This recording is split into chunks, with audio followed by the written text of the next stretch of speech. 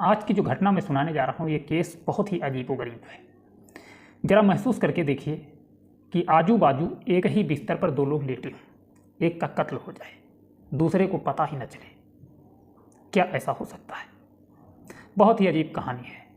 आप सुनेंगे तो सटीक बैठेगी कि आखिर किस तरीके से एक व्यक्ति का कत्ल होता है, एक को भनक तक नहीं लगती है। 28 अगस्त की सुबह बेंगलोर पुलिस को एक लड़की कॉल करती है। वो बेहद घबराई हुई है। पुलिस को बताती है कि किसी ने उसकी दोस्त का कत्ल कर दिया है। उसकी लाश बिस्तर में उसके बगल में पड़ी है। ये अपने आप में बेहद अजीब बात थी। लाश बिस्तर पर किसी के बगल में पड़ी थी और उसे पता ही नहीं था कि उसके बगल में सो रही उसकी दोस्त की जान किसी ने ले ली है।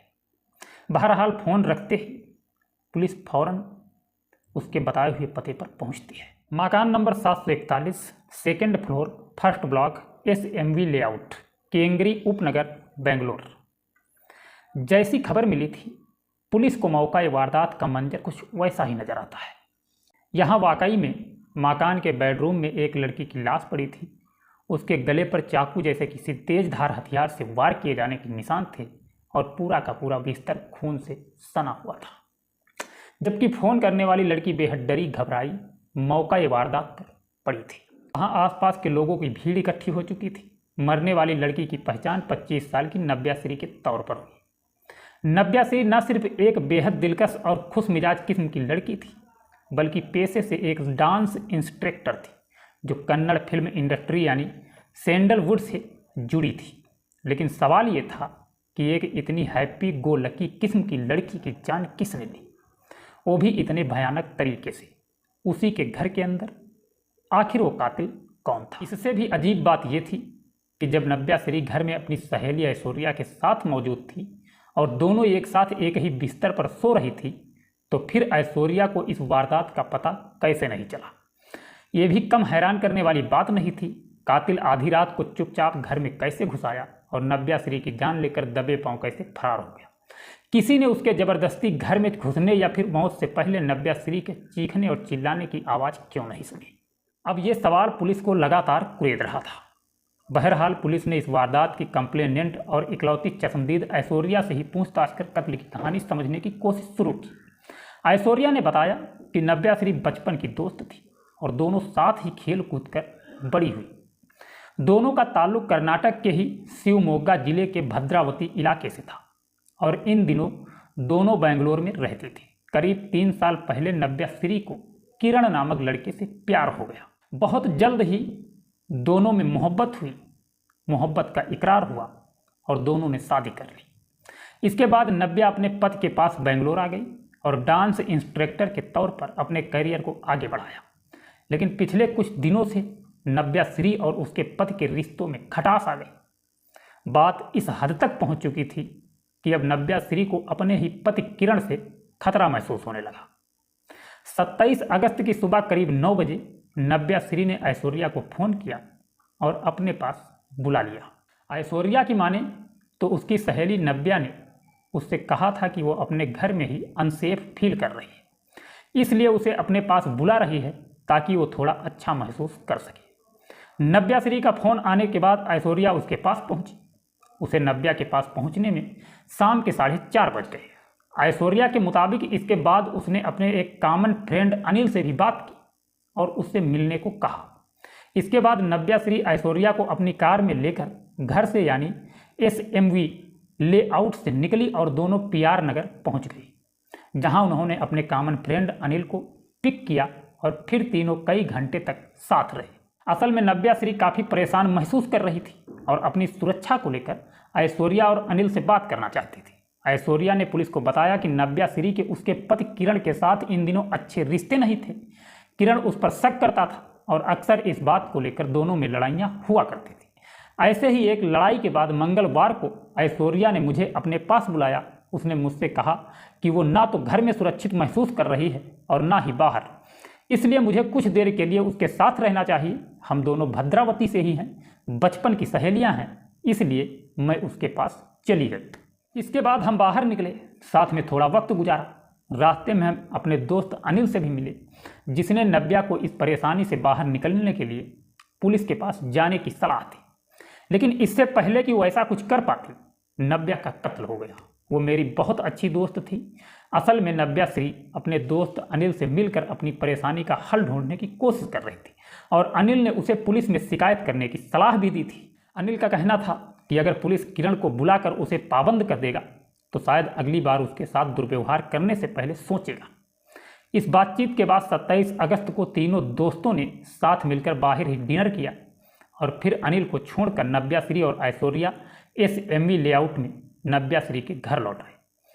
नव्या और उसके पति में अनबन चल रही थी तो उसका पति किरण तब भी घर में नहीं था। ये बाद ऐश्वर्या उस रात नव्या श्री के घर में ही रुक गई और दोनों सहेलियां साथ ही सो गई। ऐश्वर्या ने पुलिस को दी गई अपनी शिकायत में बताया कि इसके बाद रात को क्या हुआ हमें कुछ भी पता नहीं है। असल में ऐश्वर्या का कहना है कि बीती रात को साथ में डिनर करने के बाद उसने ड्रिंक्स भी ली थी, जिसके चलते वो गहरे नशे में थी। रात को बिस्तर पर जाते ही उसे गहरी नींद आ गई, लेकिन इसके बाद जब सुबह उसकी आंख खुली तो उसने महसूस किया कि उसका बिस्तर गीला हो चुका था। उसने पुलिस को बताया कि सुबह जब उसकी आंख खुली तो उसका बिस्तर खून से गीला हो गया था। ऐश्वर्या ने पुलिस को बताया, गुरुवार की सुबह 6 बजे मेरी आंख खुल गई। असल में मुझे बिस्तर गीला गीला सा लग रहा था, जैसे बेड वेटिंग हो गई हो, लेकिन जब मैंने ध्यान से देखा तो बिस्तर में कुछ और नहीं बल्कि खून ही खून मौजूद था। नव्या श्री मेरे बगल में बेजान पड़ी थी। उसका गला कटा हुआ था और उसकी हालत अस्त व्यस्त थी। मैं सब कुछ देखकर बिल्कुल घबरा गई। मैं सोचने पर विवश हो गई कि चंद घंटे पहले जो मेरी दोस्त मेरे साथ बैठकर बातें कर रही थी और वो मेरे बगल में सोई थी, सुबह होते होते किसी ने उसका गला काटकर उसकी जान ले ली। ये मेरे लिए किसी बुरे ख्वाब से कम नहीं था। लेकिन ऐश्वर्या का ये बयान पुलिस के लिए चौंकाने वाला था। पुलिस ने तस्दीक करने के लिए उससे पूछा कि आखिर रात में उसके बगल में सो रही उसकी सहेली का कत्ल हो गया, वो भी तब जब घर में तीसरा कोई मौजूद नहीं था और उसे पता भी नहीं चला। आखिर ऐसा कैसे हो सकता है? तो ऐश्वर्या ने इसका भी जवाब दिया। उसका कहना था कि वो शराब के नशे में धुत थी। रात को गहरी नींद में सो गई। उसे ना तो किसी की चीख सुनाई दी और ना ही खटका ही लगा। अब तक पुलिस की तफ्तीश में पुलिस को पता चल चुका था कि किरण और नव्या श्री दोनों के पास घर की एक एक चाबी रहती थी, क्योंकि दोनों काम के सिलसिले में अक्सर घर से बाहर रहते थे और अलग अलग वक्त पर घर लौटते थे। जिस तरह से आधी रात को कातिल ने घर के अंदर घुसकर नव्या श्री की हत्या कर दी और ऐश्वर्या को छुआ तक नहीं या फिर उसे पता ही नहीं चला, ये बात इस ओर इशारा कर रही थी कि कत्ल में उसके पति किरण का ही हाथ हो सकता है। वैसे भी नव्या श्री ने आखिरी बार अगर किसी से अपनी जान को खतरा बताया था तो वो उसका पति किरण ही था। ऐसे में बहुत मुमकिन है कि किरण ने आधी रात को डुप्लीकेट की से घर का दरवाज़ा खोला, दबे पांव अंदर आया, उसने नव्या श्री की जान ले ली और फिर चुपचाप घर से बाहर निकल गया। यानी इस वाकये का पूरा सीक्वेंस इस बात की तरफ इशारा कर रहा था कि नव्या श्री का कातिल कोई और नहीं बल्कि उसके खुद का पति किरण ही है। अगले रोज मामले का खुलासा होने के बाद उसके मोबाइल फ़ोन की लोकेशन और दूसरे सर्विलांस की मदद से पुलिस ने किरण को धर दबोचा। अब कहानी इतनी भर नहीं है। कुछ सूत्रों का कहना है कि वारदात की रात घर में घुसकर कातिल ने नव्या श्री को पहले घर में ही एक कुर्सी से बांधा, उसके साथ अत्याचार किया, फिर गला रेत कर हत्या कर दी।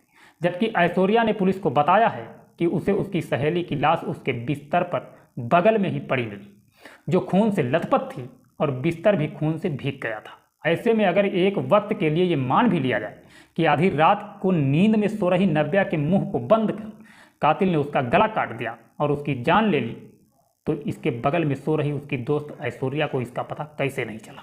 यदि दूसरी थ्योरी के मुताबिक नव्या श्री को बिस्तर से उठाकर पहले घर के अंदर ही टार्चर किया गया, फिर भी उसकी चीख या खटखटाहट से उसकी दोस्त की नींद खुल जानी चाहिए थी, लेकिन यहाँ भी ऐसा नहीं हुआ। यानी ऊपरी तौर पर यह मामला बेशक एक ओपन एंड शट केस लग रहा है।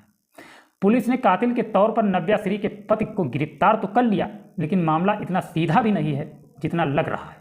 ऐसे में फिल्म इंडस्ट्री से जुड़ी एक डांस इंस्ट्रक्टर का कत्ल आखिर कैसे और किन हालात में हुआ, ये अब एक राज है।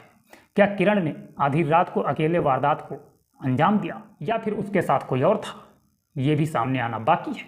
एक्सपर्ट ये भी समझने की कोशिश कर रहे हैं कि क्या शराब के नशे में किसी को इतनी गहरी नींद आ सकती है कि बगल में किसी की हत्या हो जाए और उसे कुछ पता ही न चले? सवाल कई हैं, रहस्य बरकरार है। मिलते हैं नेक्स्ट वीडियो में। अपना ख्याल रखना, अपने परिवार का ख्याल रखना। जय हिंद, जय भारत।